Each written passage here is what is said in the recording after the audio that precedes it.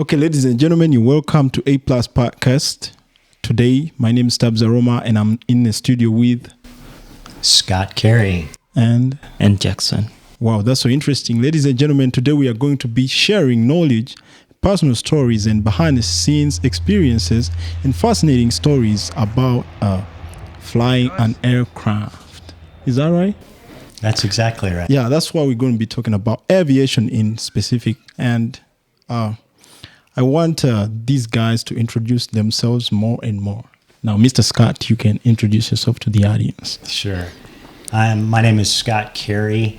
I am from Washington State in the U.S., and I have been a pilot for about 35 years. Wow.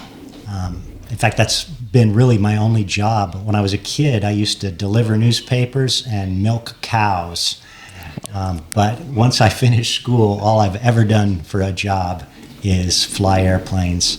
Wow. And I also get a chance on the side to study God's Word and to teach it. So I get to be an associate pastor and travel around and sometimes teach the Bible to people.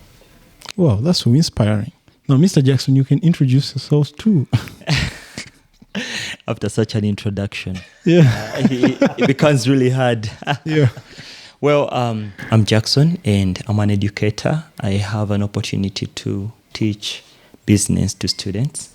And I'm also a career coach. I help students to find the perfect careers they should walk into. And I love doing that so much.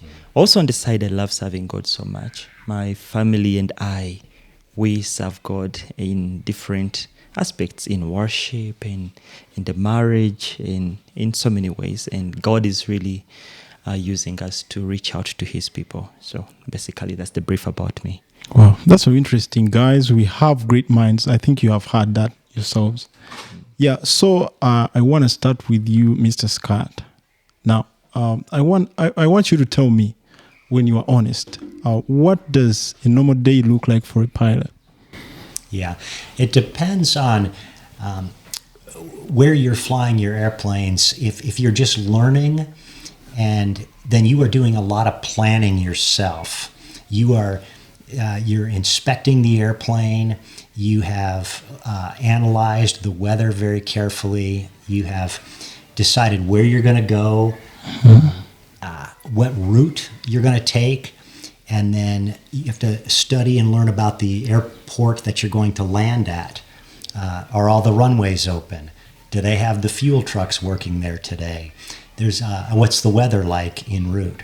So there's a lot of planning and analyzing that would be necessary. But if you've been in the career a long time, you can be, like an airline pilot, is part of a team, and there's other people on the team whose job is primarily to do that. So they'll analyze the weather, and then they'll report to me a brief, succinct, hey, this is what you need to know. They will figure out how much gas needs to go on the airplane in order for me to go there.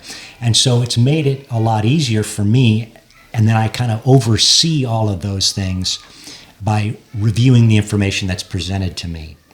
But it's very nice to be part of a team because they all work really hard. They're very professional. They have a lot of knowledge, and I trust the information that they give me. Wow. Because when I look at it, the way you have said it, it means it's collaboration. Well, that's so interesting. Absolutely. Because for me, I'm a producer, and that's all I do. Now, when you talk about that, what comes to my mind is collaboration, right? Collaborating with the team to produce something that's very good. Now, today on the podcast, I have a teacher. He's a teacher, Mr. Jackson, and he would have some few questions for his students he would like to ask specifically for those students who want to be inspired out there. Because for our podcast, we promise you to bring great minds in all the fields, all knowledge of the world. So, Mr. Jackson, you can go on and ask Mr. Scott anything. Thank you for the opportunity. Yeah. Mr. Scott, first of all, I want to appreciate your presence on this podcast. It means a lot.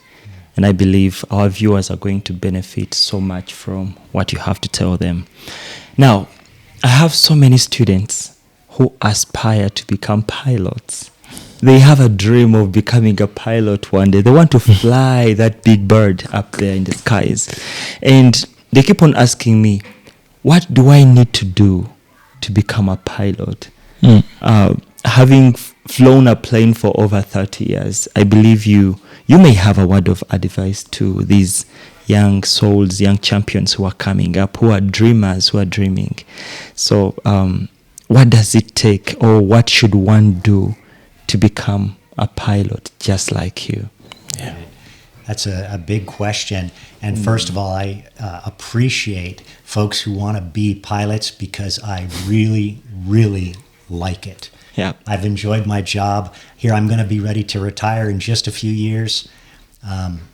But it's going to be hard because I really have enjoyed it. I've worked with a lot of great people. Yeah. And I've seen interesting things, beautiful things, and I'm going to miss that. But how do you get into the field? Start off as a student.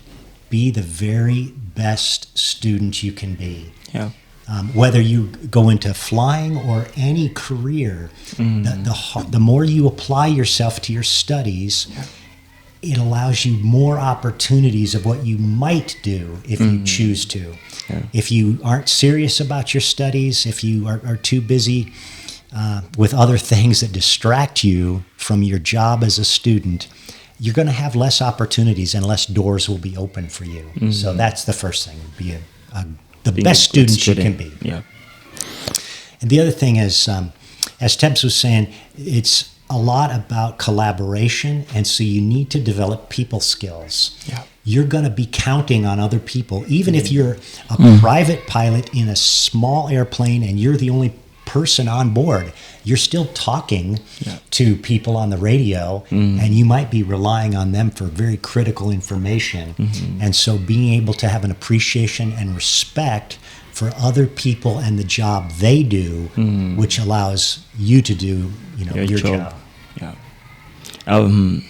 Is there a special subject that is required of one to become a pilot in school? Yeah, that's a good question. And I would say typically mathematics are used a lot. It's helpful to be comfortable with math.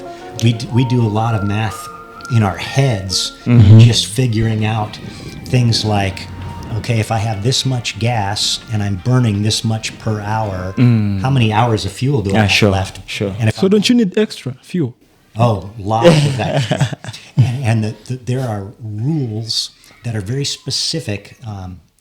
Probably each country has their own rules. Saying, look, if you're going to fly a 1 hour flight, you need to have an hour's worth of fuel plus you've got to be able to land at the airport you thought you were going to land at. But if there's a problem there, you need to have gas to go to a different airport. Oh, sure. That's right. And then when you get to that different airport, you have to be able to hold for 15 or 20 minutes before you land. And that's how much gas you have. You're burning, You're planning. So you've got a lot of extra gas. And the more people you have on board, in other words, a private pilot should have these kind of reserves. But when you've got many lives, a couple hundred people on board, they're counting on you to get them there safely. You have to have reserve fuel.